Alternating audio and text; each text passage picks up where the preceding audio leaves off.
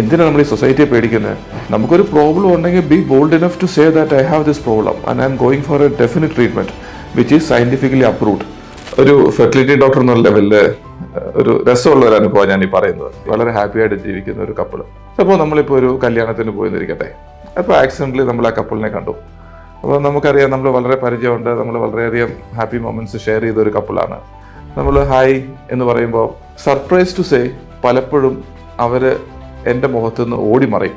തുടക്കത്തിലേക്ക് എനിക്കത് ഭയങ്കര ഷോക്കിംഗ് ആയിരുന്നു. ഐ മീൻ, എന്ത് പറ്റി, നമ്മൾ ഇത്രയും നല്ലൊരു പേഷ്യൻ്റ് ആണല്ലോ, ഇപ്പോൾ എന്ത് പറ്റി എന്നെ മൈൻഡ് ചെയ്യാതിരിക്കുന്നത്, ഞാൻ എന്തെങ്കിലും പ്രശ്നം ഉണ്ടായോ? പക്ഷേ ഒരു 90% ഓഫ് ടൈം അന്ന് വൈകുന്നേരം അല്ലെങ്കിൽ അടുത്ത ദിവസം അവരുടെ ഒരു ഫോൺ വരും. സാറേ, ഞാൻ കല്യാണത്തിന് കണ്ടായിരുന്നു, പിന്നെ അറിയാലോ സാറേ, ഫെർട്ടിലിറ്റി ട്രീറ്റ്മെൻറ്റൊക്കെയാണ്, ഞങ്ങൾ ആരോടും പറഞ്ഞിട്ടില്ല, അപ്പം സാറിനെ പരിചയമുണ്ടെന്ന് പറയുന്നത് ചിലപ്പം അവരിവരൊക്കെ കണ്ട പ്രശ്നമാവും, അതുകൊണ്ട് ഞങ്ങൾ മോന്തിരിഞ്ഞ സാറിനൊന്നും തോന്നില്ലേ? സത്യം പറഞ്ഞാൽ ഇതിനാരാ ഉത്തരവാദി? ചികിത്സയ്ക്ക് ഒരു ഇൻഫെർട്ടിലിറ്റി സ്പെഷ്യലിസ്റ്റിൻ്റെ അടുത്ത് പോകുന്നു, അല്ലെങ്കിൽ ഒരു ആശുപത്രി പോകുന്നു. പലപ്പോഴും അവർ സൊസൈറ്റിയിൽ നിന്ന് തന്നെ ഈ ഒരു കാര്യം മറച്ചു വെച്ചുകൊണ്ടായിരിക്കും പോകുന്നത്. അവർ ചിലപ്പം അമ്പലത്തിൽ പോകാമെന്നോ അല്ലെങ്കിൽ പള്ളിയിൽ പോകാമെന്നോ പറഞ്ഞുകൊണ്ടായിരിക്കും ചിലപ്പോൾ ആശുപത്രി പോകുന്നത്.